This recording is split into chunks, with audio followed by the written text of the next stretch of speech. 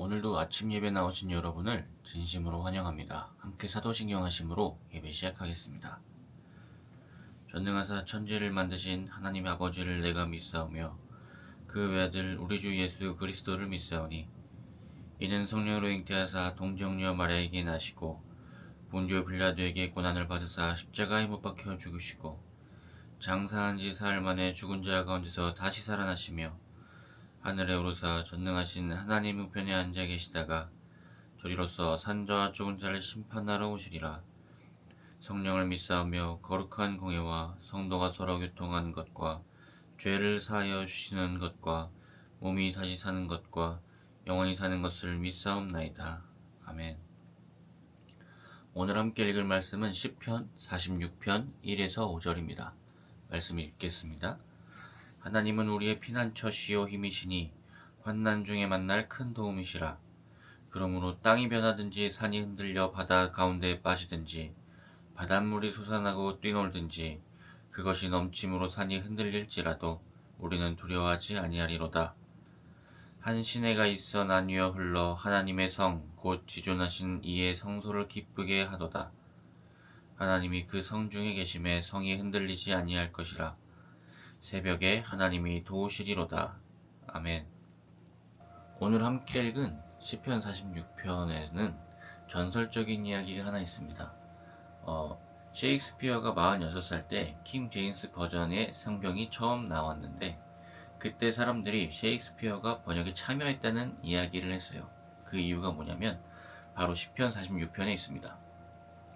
시편 46편이 이제 번역되어 나올 때 셰익스피어가 46살이었는데 킹 제임스 버전의 성경을 보면 46편이 시작할 때 46번째 단어가 쉐이크고 끝에서부터 46번째 단어가 스피어예요. 그래서 저도 이제 궁금해서 찾아봤는데 진짜 맞습니다.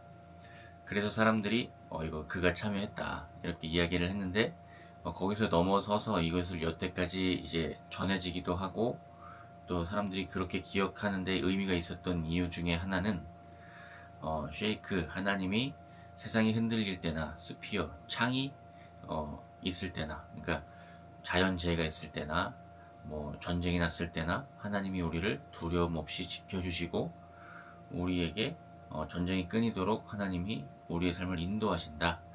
이런 의미까지 함께 전달돼서 또 이 말이 여태까지 전해지는 것입니다. 그런데 참 이런 걸 찾아내는 사람들은 참 신기합니다. 이것은 물론 전설이고 사실은 아닙니다만 그래도 사람들에게 많은 위로가 됐고 기억하기 편했기 때문에 여태까지 내려온 것 같습니다. 그런데 여기에 더해서 또 46편의 은혜가 되는 이유는 하나님이 5절을 보면 새벽에 도우신다고 고백하고 있습니다. 하나님이 그 성중에 계심에 성이 흔들리지 아니할 것이라 새벽에 하나님이 도우시리로다. 아멘. 이 세상을 창조하시고 이 세상을 다스리시고 나의 삶을 이끌어 주시는 분이 오늘 하루를 책임져 주시는데 언제부터 책임지시냐면 내가 잠에서 깨기 전부터 책임져 주시는다는 것입니다. 그것이 우리에게는 참 은혜이고 위로가 됩니다. 그러므로 믿는 자가 할 일은 믿는 것과 두려워하지 않는 것 이것입니다. 그렇습니다. 말씀이 우리에게 은혜가 되는 것은 하나님이 피난처가 되시고 도움이 되시기 때문입니다. 다만 이 도움이 된다는 말씀을 우리가 잘못 해석하지만 않으면 우리에게는 끝까지 은혜가 될 것입니다. 어제도 청년들하고 나눔을 가지고 많은 이야기를 하는데 한 청년이 이렇게 말을 해요. 자기가 이렇게 놀면서 띵가띵가 지낼 수 있는 것은 하나님이 계심을 믿고 있기 때문이고 하나님이 나의 이제 쉴 곳 되시기 때문이다 라는 고백을 했더니 어제 주변에서 이야기를 합니다. 제가 이야기한 건 아니었어요. 참 고마운 것인데 주변에서 이야기하는 것은 하나님이 도움이 되시는 이유는 하나님이 피난처 되시는 이유는 힘들 때 쉴 수 있기 때문이기도 한데 또 내가 잘못 살고 있을 때 채찍이 되기도 하기 때문이다 라는 이제 나눔이 있었습니다. 그것이 은혜가 되었습니다. 맞습니다. 하나님이 우리에게 피난처가 되시고 도움이 되시는데 이 도움이 되시는 이유는 가난한 자에게 말씀이 위로가 되는 이유는 피난처가 되기 때문이 맞습니다만 게으른 자에게까지 도움이 되는 이유는 하나님의 말씀이 때로는 우리 삶의 채찍 같기 때문입니다. 전도서 10장 18절은 이렇게 말합니다. 게으른 자의 집은 들보가 내려앉고 손이 놀면 지붕이 샌다. 무서운 말씀입니다. 게으르면 집에 들보가 내려앉는다는 것은 참 무서운 말씀이죠. 또한 교만한 자에게 말씀이 되는 이유는 하나님이 그것을 얼마나 싫어하시는지 가감없이 알려주시기 때문입니다.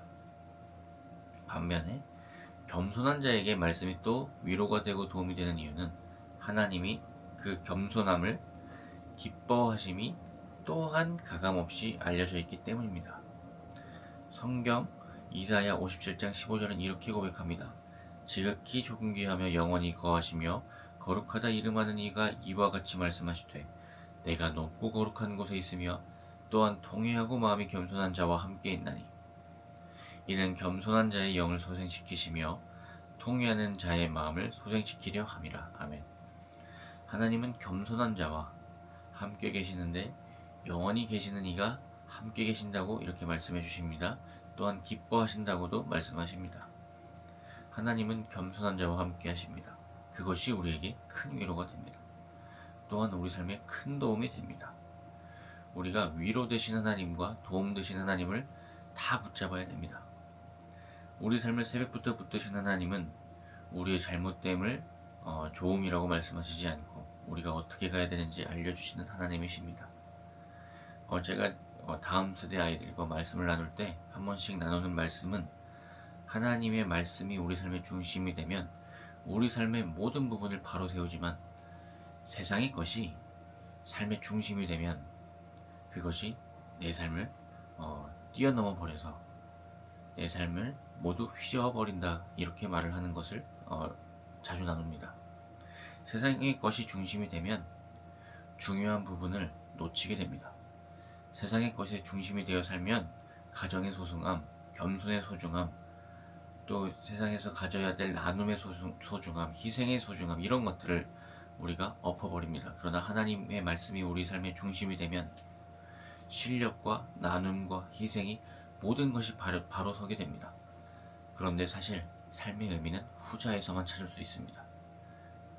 세상의 것의 중심이 되면 삶의 의미를 사실 찾을 수가 없습니다. 삶의 실력만 보는 편협적인 시각을 가지게 될 뿐입니다.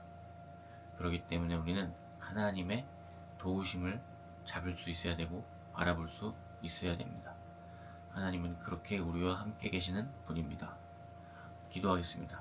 하나님 감사합니다. 하나님, 세상에 흔들리고 세상에 전쟁이 날지라도 하나님께서 우리를 붙드시고 우리를 이끌어 주시는 분임을 고백하며 나아갑니다. 하나님의 말씀이 우리에게 도움이 되는 이유는 언제나 우리를 옳다 하시는 것이 아닌 우리의 게으름의 채찍이 되시고 우리의 교만함의 두려움이 되시며 겸손함의 선물이 되시고 또 우리의 가난함, 우리의 어려움에 언제나 피난처 되시기 때문입니다. 위로하시는 분 되시기 때문입니다. 하나님, 우리가 그것을 믿으며 하나님의 위로하심과 도우심을 모두 붙잡으며 나아갈 수 있는 신앙인이 될 수 있도록 우리를 도와주옵소서. 감사합니다. 예수님의 이름으로 기도드립니다. 아멘. 오늘 하루 우리 삶에 도우심이 되시는 하나님, 위로하심이 되시는 하나님, 이 두 하나님을 모두 붙잡고 나아가시기를 주님의 이름으로 축원드립니다. 감사합니다.